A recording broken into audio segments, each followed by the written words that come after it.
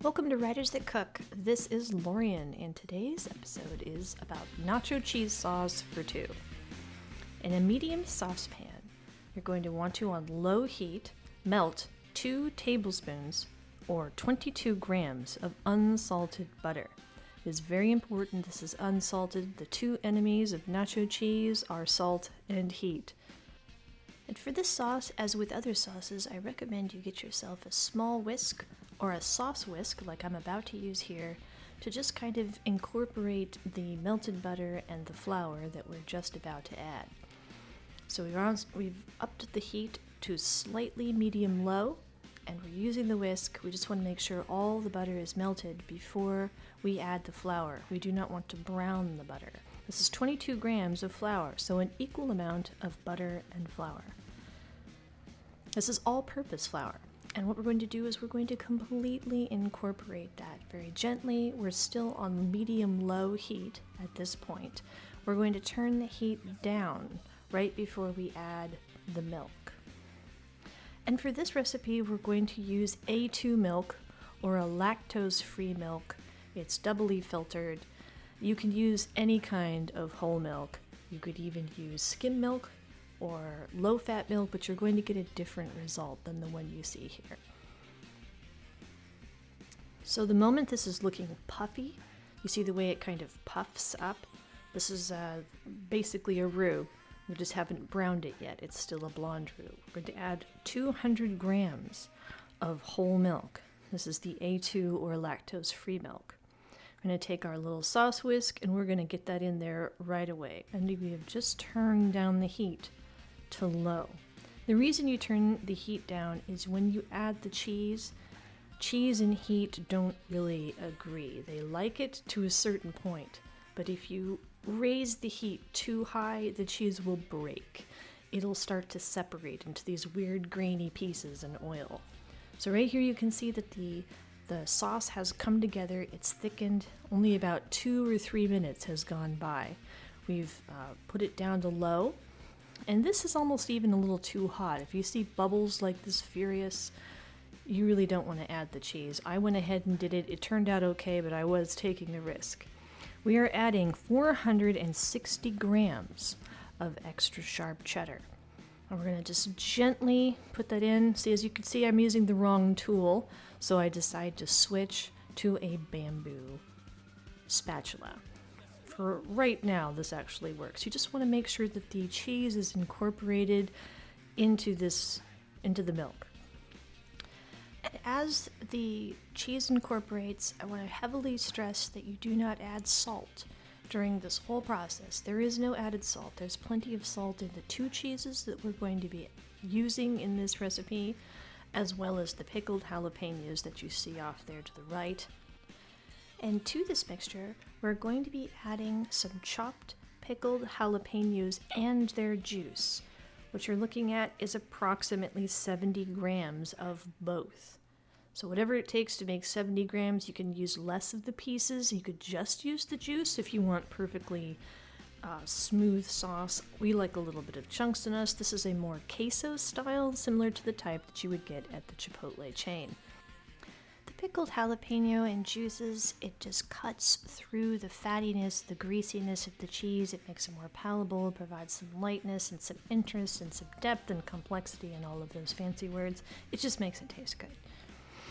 And to this mixture, we're going to be adding 16 grams of grated Parmesan, which I decided to wait until the end to add. We're going to be adding some standard taco hot sauce. Approximately 12 grams of hot sauce. We like a little bit spicy in our nacho cheese sauce. What this does is 2 things. Adds some spice, yes, but also adds that signature nacho cheese color. It just turns it more from a yellow to a nice orange, especially if you're using a pale cheese like a New York style sharp cheddar, which is all white, or a white cheddar, or a Gouda.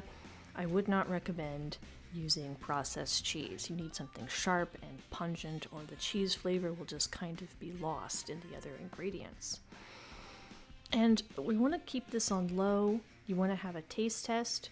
You want to just make sure that the salt level is not too overwhelming. It should coat the back of a spoon. It should stay on the spoon so it'll stay on the chips. This is like the perfect combination of runny and thick.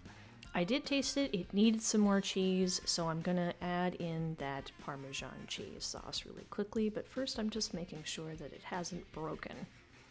So to this we're going to add approximately 16 grams of grated Parmesan. I've finely grated this on the back of a grater. We've turned off the heat and we're just going to incorporate this very slowly in. It's going to thicken slightly but not too much. You want to be very careful how much Parmesan you add because it is an even saltier cheese than the extra sharp cheddar.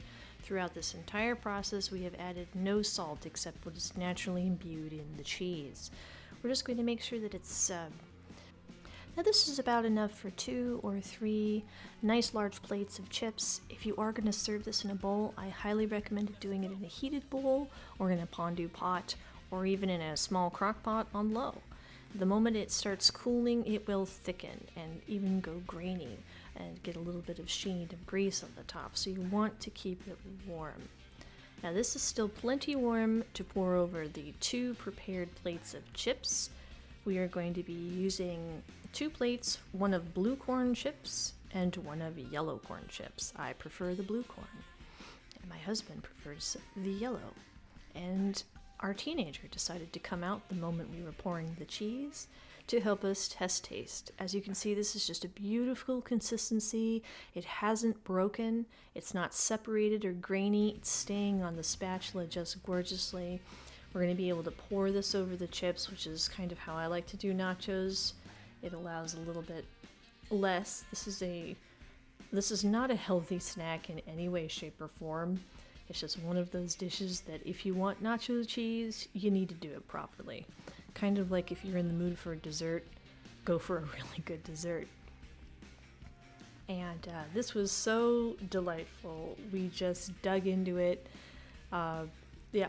Steven, the producer, is totally happy. It smells amazing. Yep. Gotta get the food shot.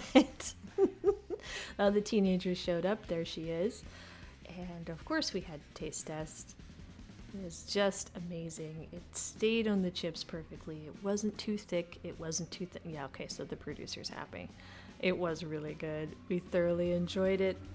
Well, we hope you have enjoyed this video, can find it useful. Nacho cheese sauce is just so versatile for those extravagant little moments when you just want a fatty, salty snack. This was so good that we ended up doing a lot more taste testing than we originally intended. Both of these plates were gone in about 5 minutes. As always, the ingredient list and recipes are in the video description, but also check out writersthatcook.com for the written lists. We hope you enjoy this video and that you use nacho cheese sauce as another way to celebrate small victories.